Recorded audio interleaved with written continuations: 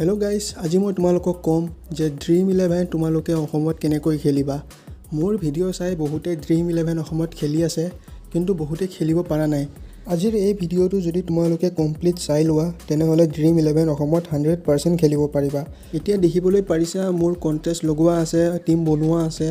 same যদি প্ৰসেছত মই এতিয়া টিম বনাবলৈ যাও বা টিমটো লগাবলৈ যাও কন্টেস্টত তে তোমালোকে দেখিবলৈ পাবা এইটো ৰেষ্ট্ৰিকশন এৰিয়াৰ প্ৰবলেমটো দেখা দিছে তোমালোকৰো এই প্ৰবলেমটো দেখা দিছে কন্টেস্ট লগাব গলে বা পইচা এড কৰিব গলে ইয়াৰ সলিউশনটো কি আহা আমি চাই লও প্ৰথম স্টেপটো হৈছে তোমালোকে যদি অসমত ড্ৰিম 11 খেলিব বিচৰা তেনেহলে ড্ৰিম 11 অসমত খেলিব পাৰা অফিচিয়েল লিংকটো এই ভিডিওৰ কমেন্ট বক্সত নাইবা ডেসক্ৰিপচনত পাই যাবা তাৰপা ডাউনলোড কৰিলে তোমালোকৰ অসমত খেলিবলৈ একোৱে প্ৰবলেম নহব ড্ৰিম 11 অসমত খেলিবলৈ তোমালোকে ড্ৰিম 11ত লোকেশনটো অসমৰ দিব নোৱাৰিবা মানে তোমালোকে মোৰ স্ক্ৰিনত দেখুৱা দৰে ড্ৰিম 11 বেন নোহোৱা এখন ষ্টেটৰ লোকেশন দিব লাগিব আৰু বেংক একাউন্ট এড কৰোতে তোমালোকে অসমৰ আইএফএসসি কোডটো দিব নোৱাৰিবা যোনটো লোকেশনৰে তোমালোকে এড্ৰেছ দিবা সেই লোকেশনৰে তোমালোকে আইএফএসসি কোডটো দিব লাগিব আইএফএসসি কোড উলাবলৈ তোমালোকে গুগলত সাৰ্চ কৰিব পাৰা ধৰিলোৱা তোমালোকৰ এছবিআই একাউন্ট আছে তেনেহলে তোমালোকে সাৰ্চ কৰিবা এছবিআই তামিলনাডু আইএফএসসি কোড প্ৰথমে তোমালোকে প্লে ষ্টৰৰ পৰা জিপিএছ এমুলেটৰ নামৰ এপ্লিকেশনটো ডাউনলোড কৰি লবা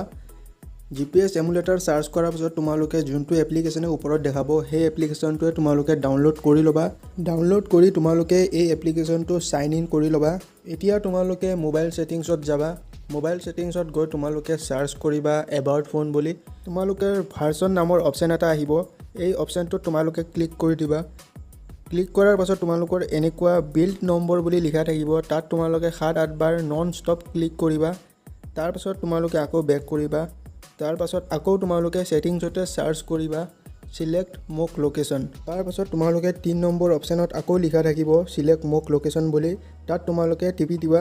তাৰ পাছত তোমালোকে যোনটো জিপিএছ এমুলেটৰ অন কৰিছিলা মানে ডাউনলোড কৰিছিলা এই তাতে ক্লিক কৰি দিবা এইখিনি কৰাৰ পাছত তোমালোকে যোনটো জিপিএছ এমুলেটৰ ডাউনলোড কৰিছিলা সেই এপটো ওপেন কৰিবা ওপেন কৰাৰ পাছত তোমালোকে যোনটো লোকেশন দিব বিচাৰা তোমালোকে ইয়াতে টাইপ কৰিব লাগিব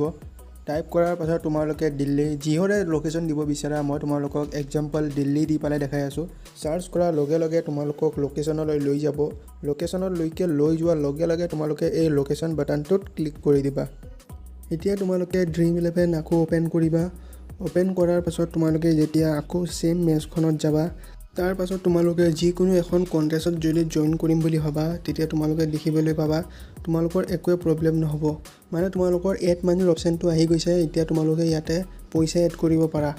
স্ক্ৰিনটো কলা হৈ গৈছে কাৰণ যেহেতু এটো গুগল পে বেংকৰ লগত কানেক্ট আছে এই কাৰণে স্ক্ৰিনটো কলা হৈ গৈছে তোমালোকৰ স্ক্ৰিনৰ সন্মুখতে পইচা এড হৈ গল এতিয়া মোক কন্টেস্ট জয়েন কৰিবলৈ কৈ আছে আৰু তোমালোকৰ চকুৰ আগতে কন্টেস্টত জয়েন হৈ গলো মই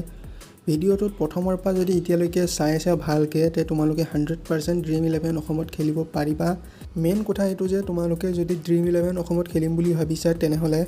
যেতিয়া তোমালোকে ইয়াতে যিকোনো কন্টেস্ট জয়েন কৰিবা বা পইচা এড কৰিবা তেতিয়া তোমালোকৰ জিপিএছ এমুলেটৰ অন থাকিব লাগিব আৰু যদি ভিডিওটো চাই ভালকে বুজি পোৱা নাই তেনেহলে আকৌ এবাৰ চাই লোৱা আৰু ড্ৰিম 11 ৰ অফিচিয়েল অসমত খেলিব পৰা লিংকটো ডেসক্ৰিপচনত নাইবা কমেন্ট বক্সত পাই যাবা